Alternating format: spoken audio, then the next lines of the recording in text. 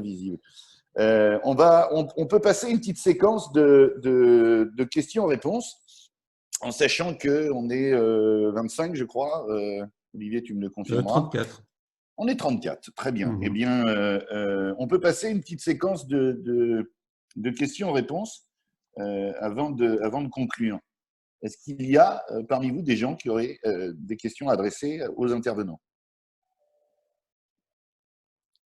Oui, Laure Tanquéré, vous m'entendez bien? Oui. Oui, parfait. Oui, bonjour. Donc, je fais partie de l'UMM Rand-Dieppe et de Franche-Normandie. Je suis responsable du service santé, sécurité, environnement. Merci à Pascal Mendes qui nous a fait partager ce webinaire avec vous ce matin. J'ai une question parce que plusieurs sites de la chimie, mais aussi de la métallurgie se la posent. Vous parliez de soutien avec les associations locales, donc l'importance de communiquer entre nous. Quid du soutien médical des services de santé interentreprises? Quelle relation avez-vous sur la zone de Dieppe avec ces services, sachant que j'ai vu dans la présentation Technomap, donc la prise de température tous les matins à l'entrée du site. Bon, ce sont des mesures de prévention mises en place comment? Avec le service médical, le port du masque obligatoire, enfin, toutes les mesures barrières un petit peu sanitaires mises en place sur le site. Est-ce qu'elles ont été réfléchies, discutées avec ces services de santé interentreprises? Christophe, tu réponds, s'il te plaît, Vernio. Oui, alors pour notre part, en fait, non. On n'a pas fait avec le service médical parce qu'on n'a pas, entre guillemets, eu le temps et la disponibilité en face pour pouvoir le faire. Le truc, c'est qu'on l'a fait. Alors, on a la chance d'avoir un CSE plutôt actif et très concerné, notamment sur la branche CSSCT, pardon. Et donc, en fait, on l'a vraiment réfléchi sous ce format-là. On a cherché beaucoup d'informations, par contre, notamment, on parlait de la prise de température. Honnêtement, personnellement, et avec donc maintenant 2 semaines de pratique, on est plus sur une mise en place psychologique que réellement autre chose. Et le côté vraiment intéressant, d'ailleurs, je l'ai dit à tout le monde, j'ai dit, écoutez, la valeur de ce qui va sortir du thermomètre infrarouge, je suis un peu dubitatif, mais n'empêche que le gros intérêt, c'est que je sais que quand je vais venir au boulot, je vais passer par ce passage-là. Donc, si je suis pas bien, si je me sens un peu déjà vaseux, vaut mieux que j'appelle pour l'instant et que je dise écoute, ça va pas et je viens pas. C'était plutôt dans ce format-là, de se dire je m'auto-surveille un peu et parce que de toute façon, si j'arrive sur le site et que finalement je suis refusé parce que j'ai un peu de température, c'est un peu con. Donc, c'est plutôt dans cet esprit-là. Mais alors, d'un point de vue médical, honnêtement, je suis un peu sec. Merci, Christophe. Est-ce que ça répond à votre question? Je veux juste ajouter, j'ai le même commentaire du côté Normandie Coating. On s'est posé la question, est-ce que ça a vraiment une validité, ce test de température, de prise de température? Parce qu'on peut avoir des grands écarts. Si quelqu'un qui vient à pied, il va avoir le front froid, entre guillemets, pendant 5 minutes. Je dirais, là aussi, on s'est posé la question. Mais comme dit Christophe, ça fait un seuil, ça fait un moment de halte avant de rentrer dans l'entreprise. Ça permet de discuter, est-ce que vous allez bien, comment va votre famille, etc. Ça permet aussi de voir si la personne est à l'aise psychologiquement aussi. Donc ça, c'est un point important.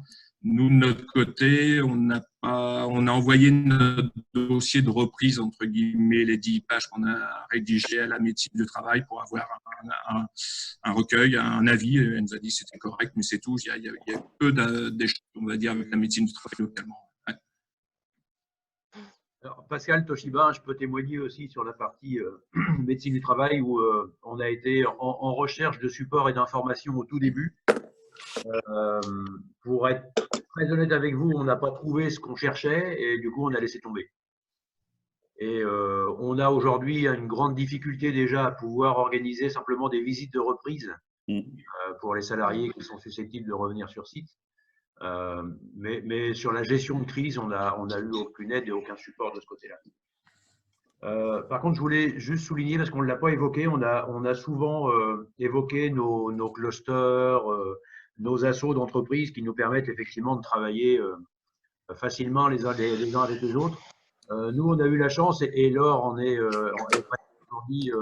on a la chance effectivement d'adhérer à l'UMM. Et là, on a eu par contre un gros support côté UMM, et notamment sur toute la partie juridique, que ce soit Code du travail ou HSE. au travers de réunions qui sont organisées tous les jours et qui nous permettent de pouvoir faire un focus justement sur toute la partie juridique au quotidien. Et là, quand j'évoquais tout à l'heure le fait qu'on a eu besoin de filtrer les informations pour être certain de pouvoir diffuser une information sûre, vérifiée, etc. Et là, bah, c'est effectivement l'UEMM au travers de la commission et des conférences qui ont été organisées tous les jours qui nous a permis effectivement d'avoir ce support au quotidien. Merci UMM. Valérie, Oui, je pourrais intervenir une seconde? mais vas-y, au Oui, contraire. donc Fabrice Baudeux, CCI. Depuis le début du confinement, on a pris à peu près 6000 appels d'entreprises normandes.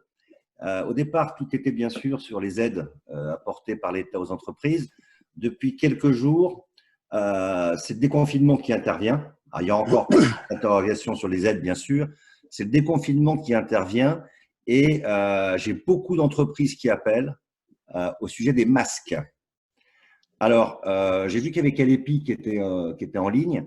Donc, beaucoup d'entreprises nous disent on n'a pas de masques. Ils ont dit qu'il y aurait des masques. Bon, on attend toujours les masques. Ça, c'est un problème qui risque de se poser. Il y a pas mal de gens ou de personnel, s'il n'y a pas trop de masques. Vous voyez ce que je veux dire? Donc, est-ce qu'il y a eu des circuits? Je sais qu'à la CCI, on va recevoir 10 000 masques aujourd'hui qui vont partir en 1 heure pour les petites TPE. Il y a quand même ce problème de masques qui arrive. Je ne sais pas ce que vous en pensez. Pascal, je ne sais pas si vous êtes blindé en masque, mais… Du coup, vas-y Pascal.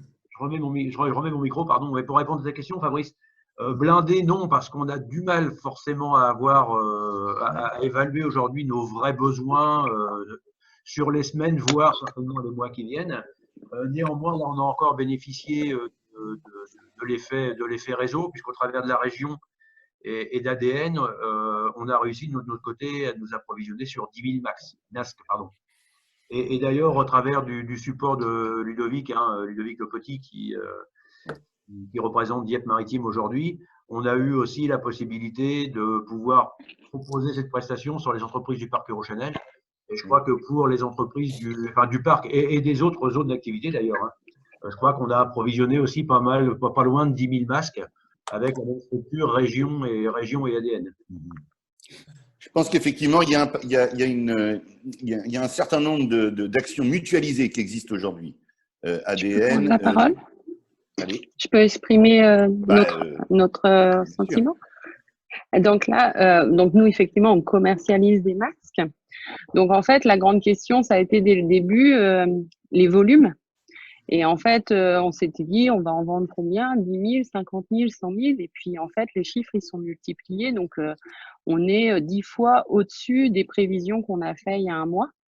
Donc, effectivement, alors nous, on fait du sourcing en Chine. On s'est regroupé à 3 distributeurs en France.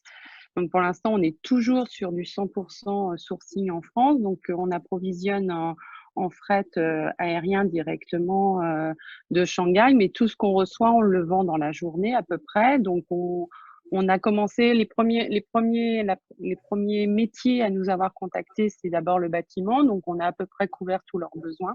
Puis après, au fur et à mesure, là, aujourd'hui, tous les métiers qui veulent rouvrir le 11, forcément, nous sollicitent. On arrive relativement à répondre aux demandes. On est en train, par contre, de mettre en place un partenariat plus fort aujourd'hui parce qu'on a trouvé un fabricant français qui commence à pouvoir sortir des volumes non bloqués par l'État français. Donc, l'offre de masques, elle ne me paraît pas très, très inquiétante. Je pense qu'elle se multiplie, il y a beaucoup d'offres qui arrivent et on arrive à être approvisionné. C'est pas le produit le plus compliqué pour nous en approvisionnement aujourd'hui. On a le gant à usage unique est un produit beaucoup plus compliqué, par exemple. Voilà, le masque n'est pas vraiment un problème. Je pense pas. Après, on peut avoir un délai, 1 semaine, 2 semaines, mais ça va pas très très loin en délai. Oui. D'accord. Et le gel? Le gel hydroalcoolique n'est pas un problème non plus. Alors, le gel en soi n'est pas du tout un problème aujourd'hui. Le problème qu'on peut rencontrer sur le gel hydroalcoolique, c'est les contenants. C'est-à-dire, si on veut des systèmes de pompe, des systèmes de distribution automatique, nous, on propose des systèmes de désinfection automatique à l'entrée des locaux ou les futurs. Donc ça, on a plus de mal à voir la fabrication des supports que du produit. Le produit en lui-même, aujourd'hui, il n'est pas un problème non plus. En vrac, on peut en avoir autant de tonnes qu'on veut chaque semaine. Merci. Est-ce qu'il y a d'autres questions? D'ailleurs, il est 9h25.